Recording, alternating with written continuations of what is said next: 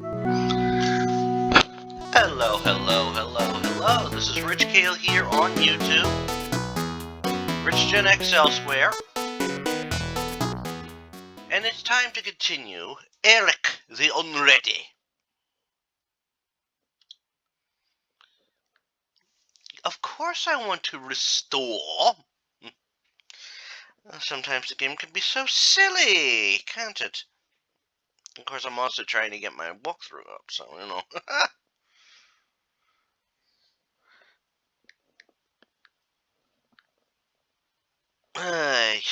It's one of those mornings, you know, when I'm recording this. Alrighty. Now, let's see. Where do we leave off? Oh, yes! We were basking in the shade of a tall yucca gum tree whose limbs are thick with juicy leaves. Okay. The Mountain of the Gods.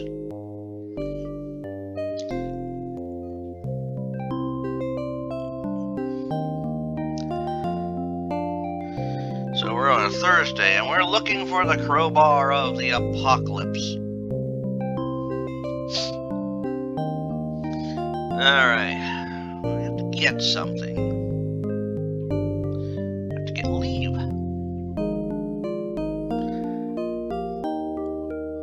Well, time for some moon logic, I think.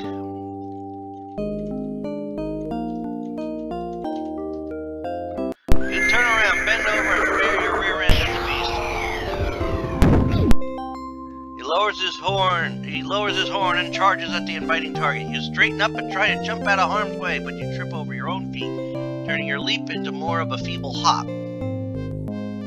The unicorn is quickly upon you. His horn passes through the gap between your legs, and he gives his mighty neck a heave. You sail through the air and land unharmed on the branch of the yucca gum tree.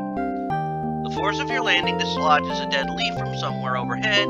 It drifts slowly down through the air and lands on the branch. Yeah, that's about moon logic-y enough.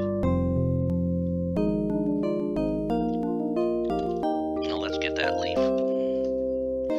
Take the leaf from the branch. Okay, let's get off of this tree and then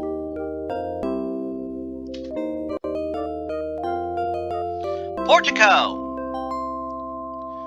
This well-proportioned porch is a fitting entryway to the Temple of Virgins. A set of bells hangs under a sign and a white robe lies folded next to the door. A niche in the wall contains a small carved stone bowl, presumably for offerings from passing pilgrims. The pasture lies behind you to the east. Let's take and wear robe. Wear robe. Taking the robe first. You put on the robe. The thick folds should conceal your gender from casual eyes.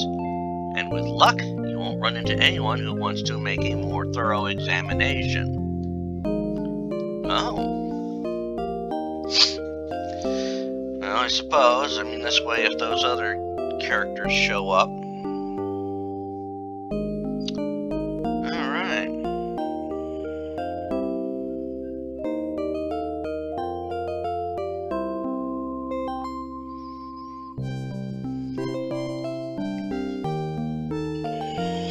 Okay, so what we gotta do next here? So let's look in pocket again. Okay, let me see. Look in pocket. In the pocket, you could see a hanky. Well, let's get the hanky. And hopefully not any panky.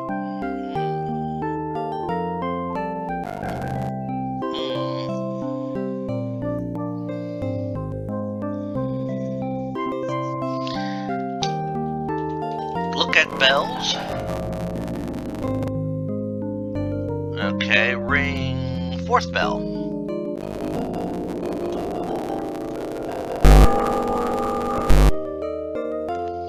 Door opens and a comely young virgin takes you by the hand and leads you inside. Examination chamber.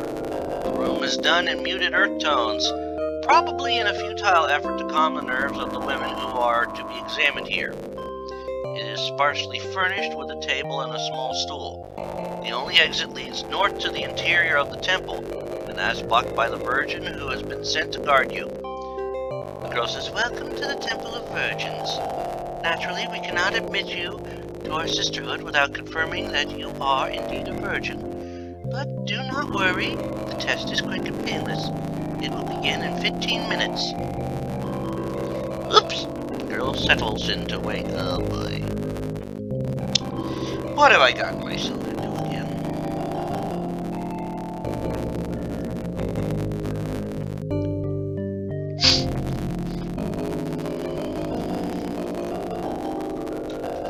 Well, let's give the girl the newspaper and hanky. Oh, God. Okay, give newspaper to girl. We ask you to read the paper for her. As you begin to read the story to the girl, she begins to sniffle. Further on, she begins to cry. By the time you're done, she is sobbing uncontrollably, her shoulders shaking and tears streaming down her face like water down to a flume. Okay. You give her the handkerchief and she presses it to her face. She continues to cry for a few moments, completely soaking the hanky. Then she gives it back to you and sniffles, "Thank you." So now I have a used hanky.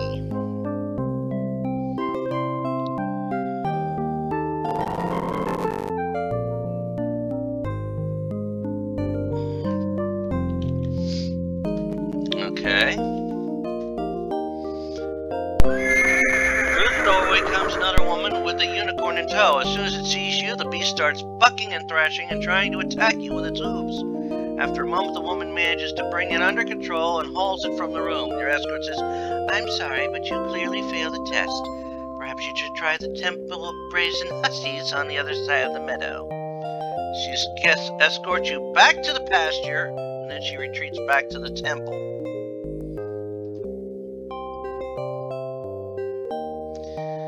Okay. Right. Well, I'm not going to the Temple of the Brazen Hussies.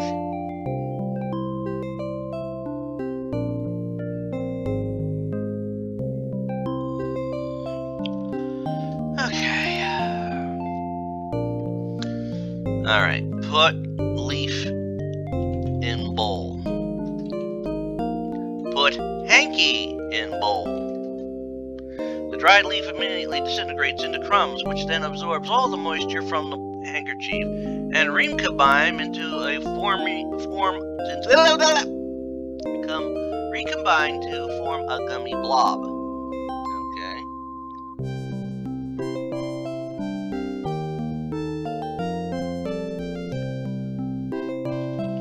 Take chow. Okay. Ring fourth bell. Again. Yep, young virgin, okay. Yep.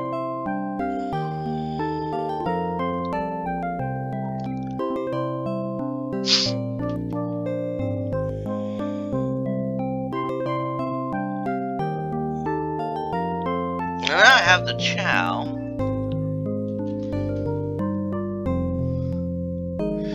Through the doorway comes another woman with a unicorn in tow. As soon as it sees you, the beast calmly walks up to you and starts to nuzzle your hand. The girl exclaims, "You passed the test. Congratulations and welcome to our sisterhood. You're really lucky. It's the feast of the god of the full moon, and we're sacrificing one virgin every hour on the hour.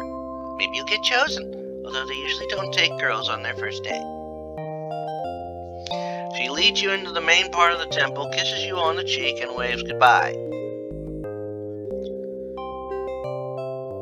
Well, this is a salon. This is a spacious apartment that is awash in femininity. Everywhere you look, there are stunningly beautiful young women, all dressed in gossamer blue robes. They seem unworried by the horrible fate that awaits them, although no one seems to linger near the open door that leads north into the sanctuary. Occasionally, an individual voice rises above the general din, and you catch an interesting snippet of conversation surgically lifted. Okay. Oh, brother.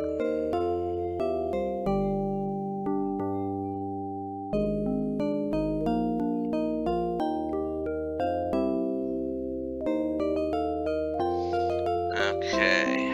Let's go north. Sanctuary. The great and terrible visage of the god Malachi takes up the entire north wall of the sanctuary. Its terrifying eyes seem to follow your every step. The lips are open in a horrible grimace, revealing sharp teeth that are clenched shut. Against one wall is a vat of sacrificial wine. It only exists to the south. Alright, let me wear this ring, see if that does anything. You put on the ring and the upper half of your body disappears.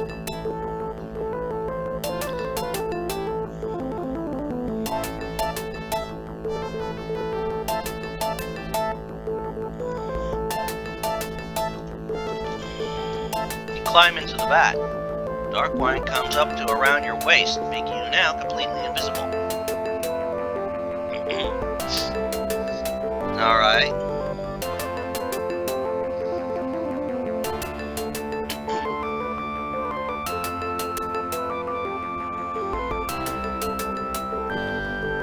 Alright.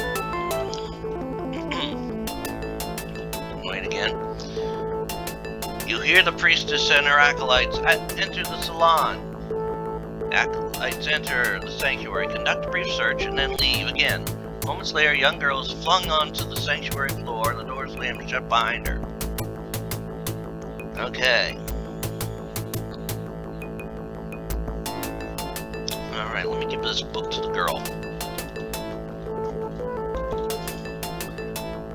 You get out of the vat and give the book to the girl. At first, she is too hysterical at the sight of you to even notice that she is holding anything. Then slowly the book's tedium seems to reach out and start to calm her down. She glances at the cover and takes in the complete lack of anything interesting thereon. She listlessly opens to the table of contents and sits down on the floor.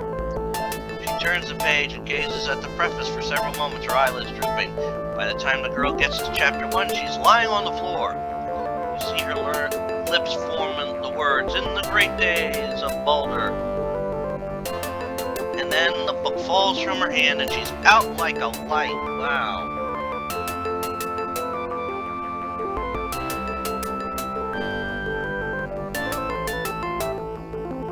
Alright. Smoke starts to pour from Malachi's nostrils. Fire pours out of Malachi's eyes. Malachi's teeth slowly come apart. A low rumble comes from somewhere inside the mouth. Okay, I did it 3 ways.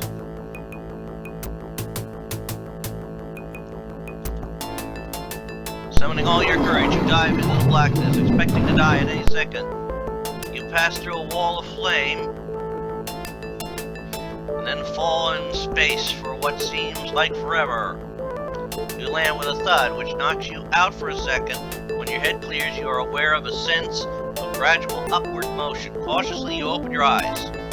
Escalator, you are slowly rising through the hollowed-out core of Mount Spa, the famed mountain of the gods. A warm, steady breeze blows up from below, and it almost feels as if it instead of the escalator is carrying you higher. The escalator continues to carry you up into the mountain. The sign comes into view. Oh, but let's read the sign. Please keep both hands inside the escalator. The gods will not be responsible for personal injury. You pass the sign, rising higher and higher all the time.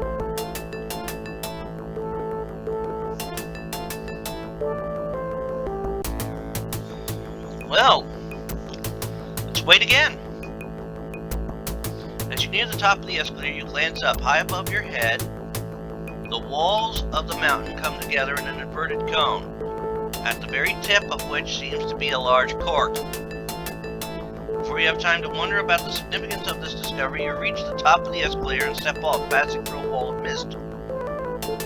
Promontory. Okay, Okay. Dense clouds swirl around you as you survey this rocky outcropping. Through the mist, you see a lone figure with a shovel in his hands, bent over a hole in the ground. A narrow path leads off around the mountain to the southwest. The figure straightens and says, "Hello, welcome to the Mountain of the Gods. My name is Mike. I see you've got one of those magic rings. Can't have that up here, you know." He takes the ring away from you and then suddenly notices the shovel in his hands and seems surprised to find it there. After a moment, he shrugs and fills in the hole he was just digging. Okay.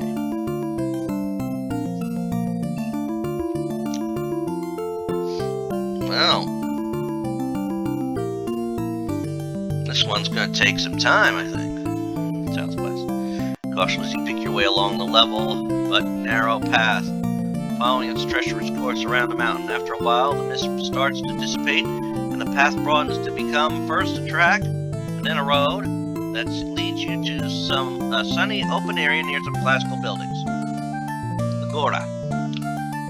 Warm sunshine splashes across this pleasant plaza, bathing everything around you in a golden glow. There is a grove of trees growing to the west, and to the south lies the fabled Palace of the Gods. It's a phantasmagorical building that is steeped in the mysterious aura of legend. The road on which you first arrived disappears northeast into the mist.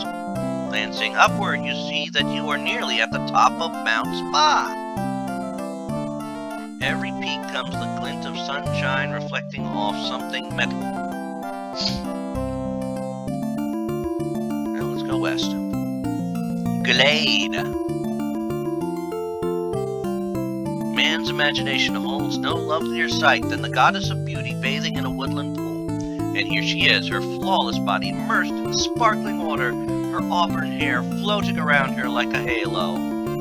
Warm sunlight filters down through the trees, striking a golden key hanging from a tree on the western shore of the pool.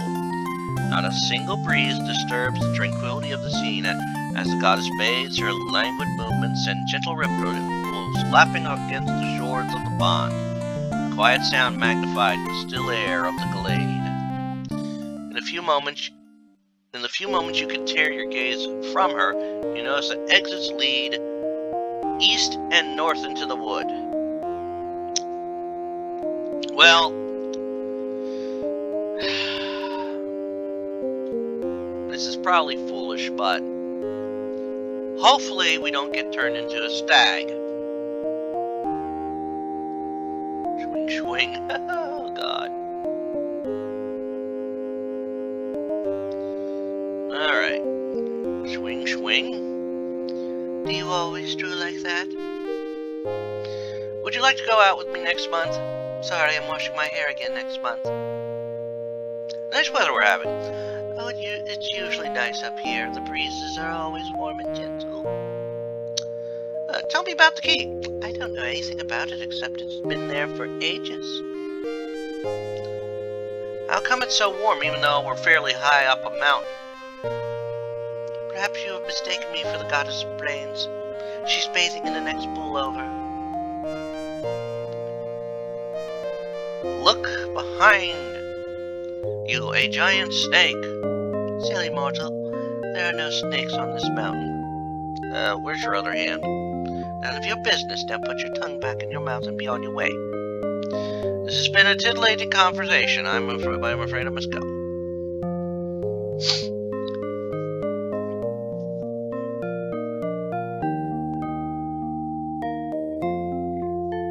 Now,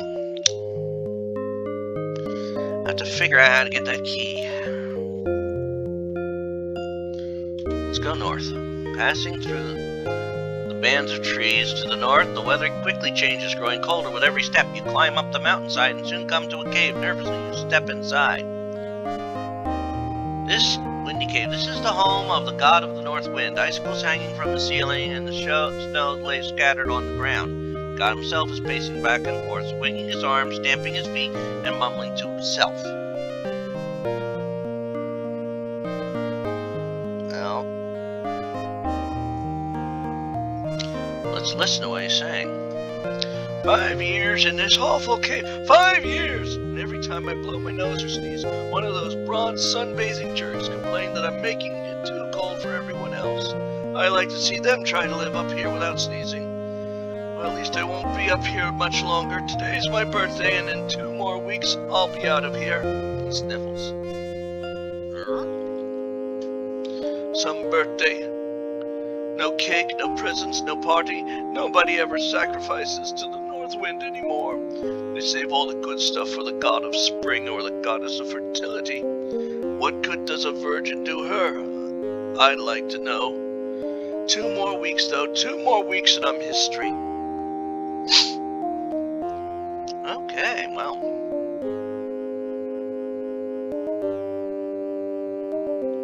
South. Hey, mortal, the god calls. Do me a favor and take this note to the palace of the gods and give it to Morty. He scrawls out a note and folds it in half, passing his fingers along the edge to seal it shut. Then he stuffs it in your hand. He turns away, but then looks back and says, "Oh, I almost forgot." He waves his hand and mumbles a phrase under his breath. "There, you'll be able to get into the palace now. We don't like people to just wander in. Once you've been inside, you'll understand why. It's an image thing. Anyway, thanks a million." Okay. Alright, so we went south, so let's see. East to south. Okay. Hang east. Oh, there's the Agora again. Huh. Alright.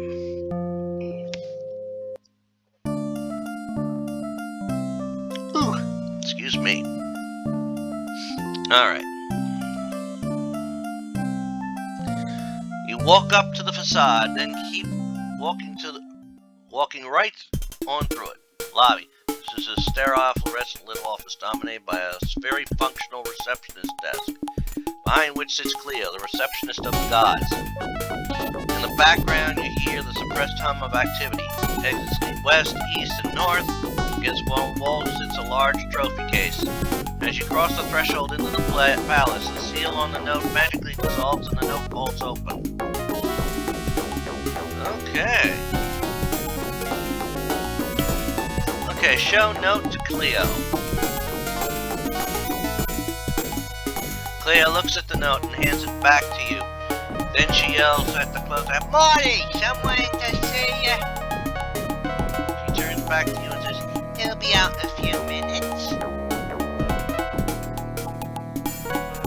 Oh. Let me read the note. "Morty, you gotta get me out of here. I've been up here in this cave every day for 5 years. I'm freezing my buns off. 2 more weeks and my contract's up. How about it, Morty? You're my agent. Can't you get me a cushier gig? I hear God of Wine's going up to open up soon. I can handle it, I swear. Hangovers are nothing compared to this frostbite yours north."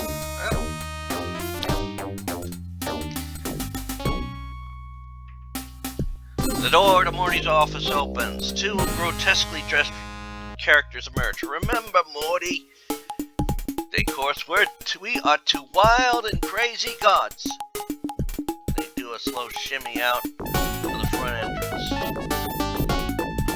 Morty puts his arm around your shoulder and guides you into his office.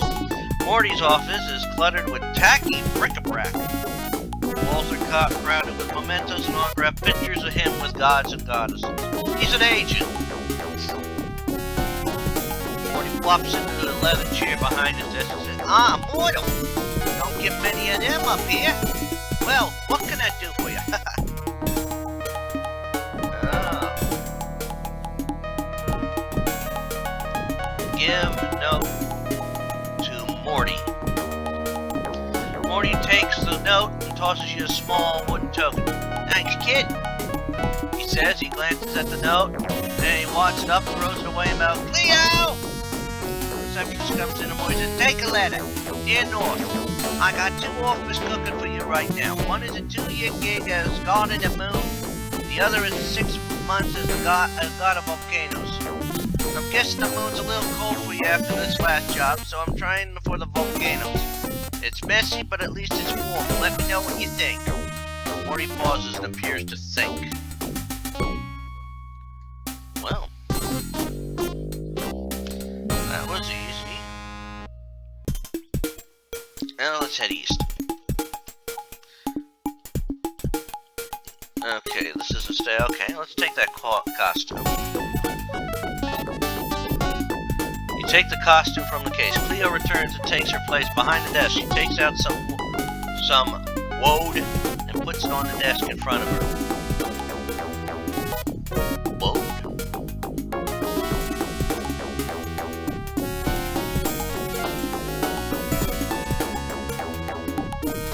Okay, whatever woad is. Lounge. Nectar. Lounge of the Gods is a worn-out room that could use a good coat of paint. A broken nectar machine stands in the middle of the room.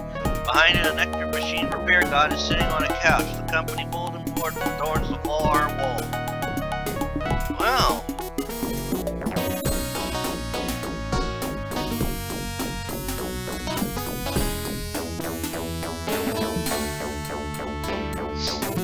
Okay, let's read the board.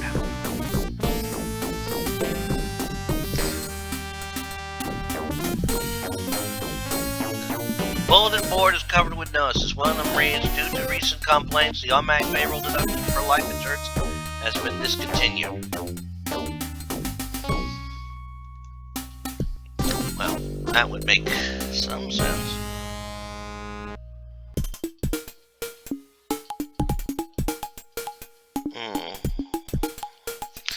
Alright then. Well, let's go north. Library. This room is stacked floor to ceiling with books and scrolls and stone tablets of all shapes and sizes. Behind the small table is Emily, the diminutive librarian of the gods. You greet the librarian. Hi, I'm new here. Got any good books? Brooks? Of course we don't have any brooks. This is the library. We don't carry brooks or streams or rivulets or anything like that. For that matter, we don't have ponds or lakes either. All that water could spoil the paper. Besides, how could you borrow a brook? You can't pick one up and... You break into her tirade. Books! I said not brooks. Books! She stares at you like, oh, that's different. Well, then, never mind.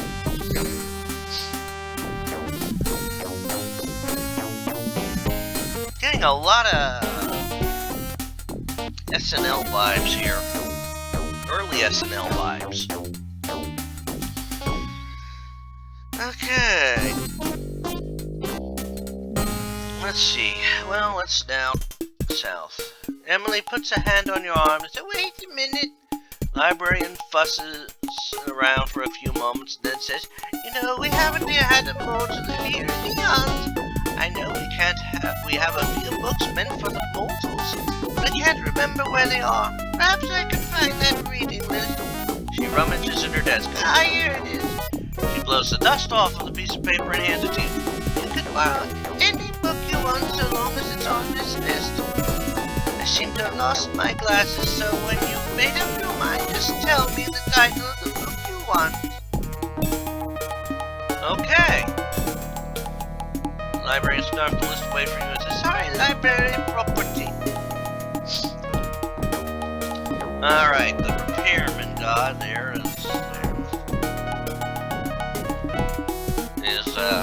picking something out there.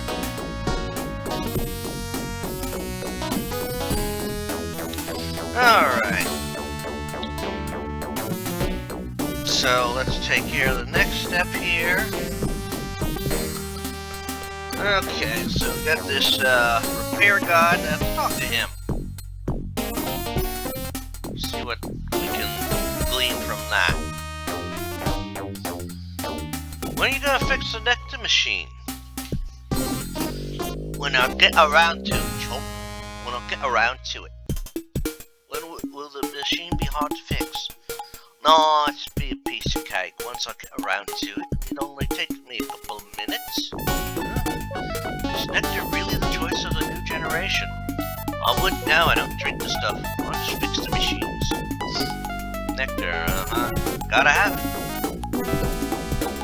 Who was the advertising genius who thought that one up?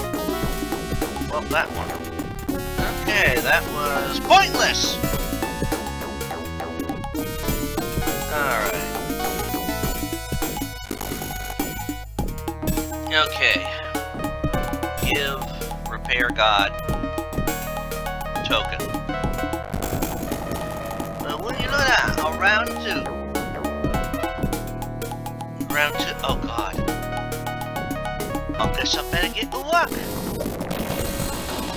He stands up, opens the machine, and fills with the innards. Then he closes up again. Good as new, he says. Awesome, Unicorn. Give it a try. Backs up and leaves. Oh, well, that was so much easier.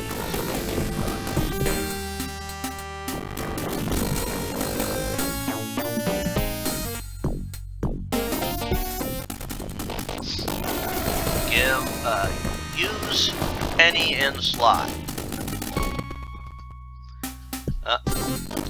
Use penny in slot. Put penny in slot.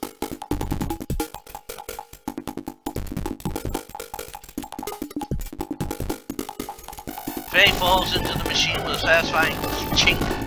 The ball of nectar appears below. You take the ball and suddenly you hear a grinding noise from inside the machine. Whatever gremlin was occupying the machine before has returned with a vengeance.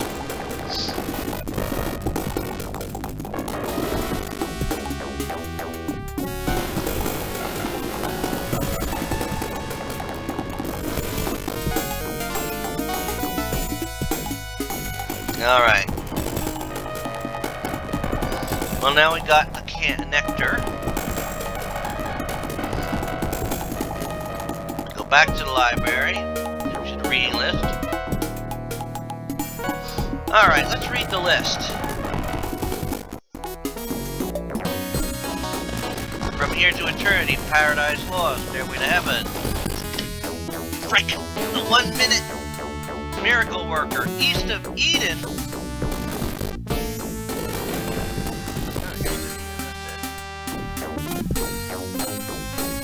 Setting up Sodom Gomorrah, priming the fountain.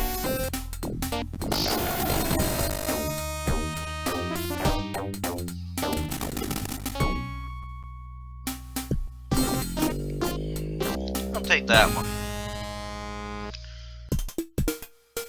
You shout your request at the library, and Emily wanders off, mumbling to herself as she goes, "Why is everyone so all-fired? All-fired, interested in climbing to the top of the fountain. No good can come of it. I say." After a while, she returns and hands you a book. "Remember, this is a legend library. I expect to see that book back here within 10 minutes.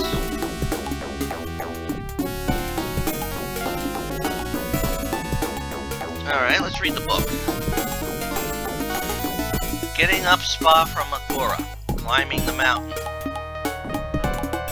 Book jacket says that it contains a ritual that will make a golden stairway appear, thereby making it possible to ascend to the peak of the Mountain of the Gods. Intrigued, you debate with yourself whether to continue reading.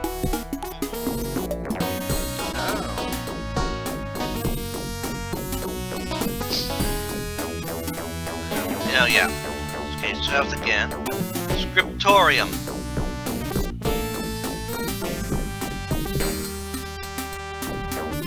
This is a large room filled with robed figures bent over manuscripts that they are painstakingly copying. A thin young god greets you as you enter. There's a sign here. The attendant laughs. Erikowski, come to see Richard.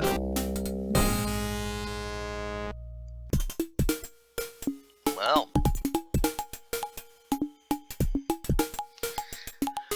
Alright, give a book to Richard.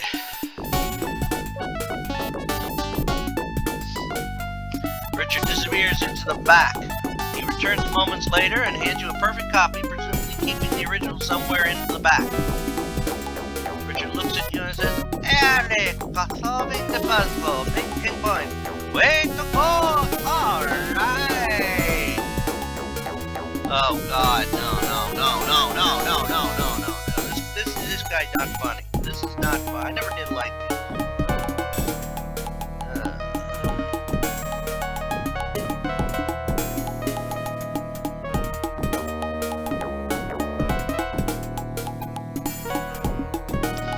Alright.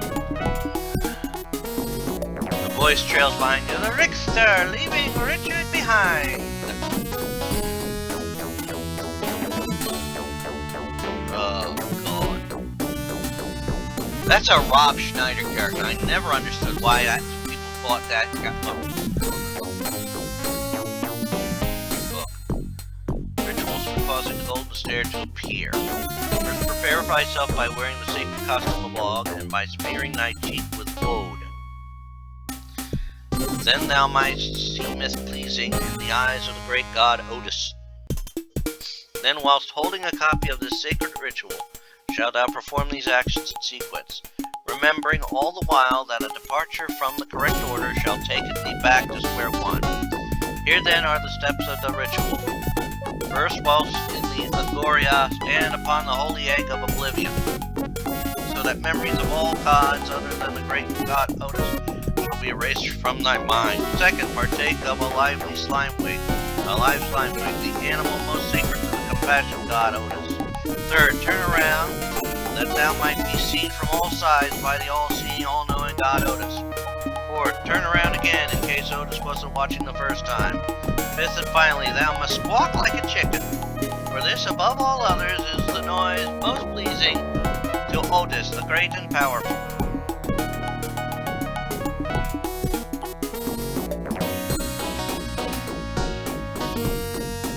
Okay. Laboratory. There's a clustered workshop. This is a clustered workshop full of odds and ends. Some in a sealed contained counter. You see a rock, a bush, some pills, a pair of sandals, and a trumpet. On the counter, you see a machine. As you enter, a white-coated scientist looks up and says, "Welcome, I get so few visitors. Let me show you my latest project."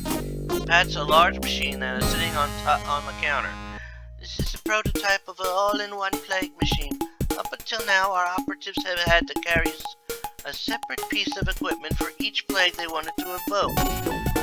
A staff for snakes, a thigh bone of sheep for locusts, etc. Now this prototype is too large to carry, but when the final model is finished, all the separate functions will be combined into one small, easy-to-use device. Let me show you how it works. Just then, an aide sticks his head in the room and says, "You're needed over in the New Worlds lab. Johnson said he dropped a vial and there was a really big bang." "Trats!" says the scientist. He gives you an apologetic nod and leaves the room. And thus, our universe was born.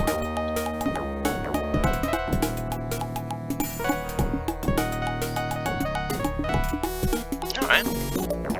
Push crank.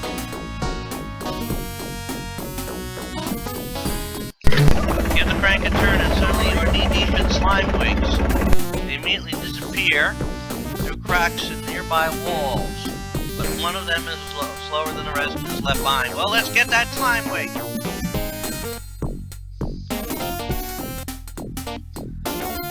Alright.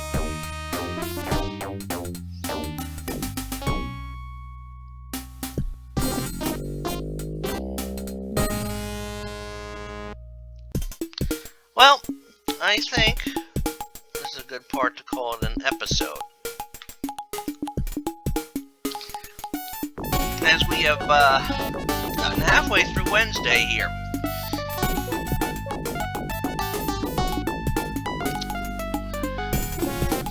So, if you made this far in the playthrough, please put in the comments, Eric the Virgin. And next time around, we're going to finish up the day Thursday and get the item we need.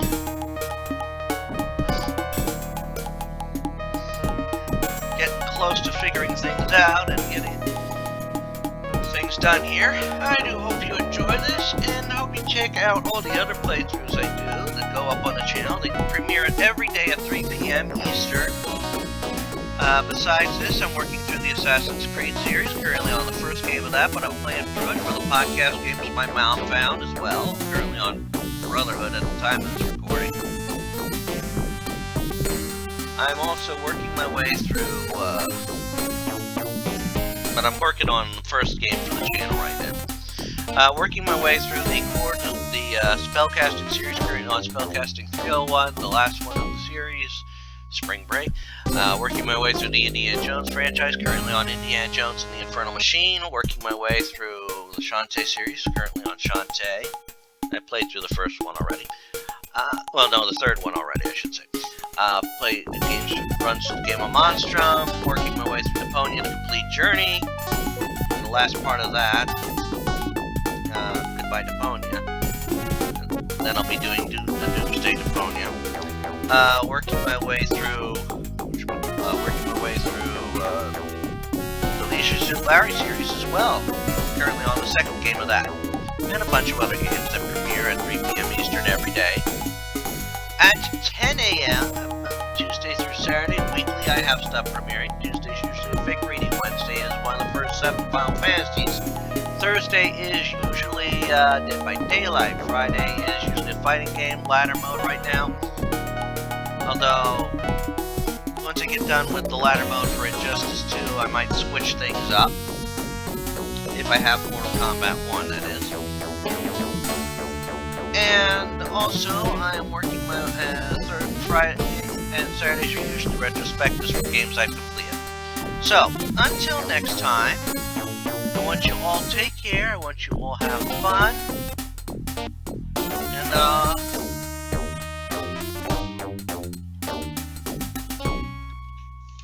and goodbye all.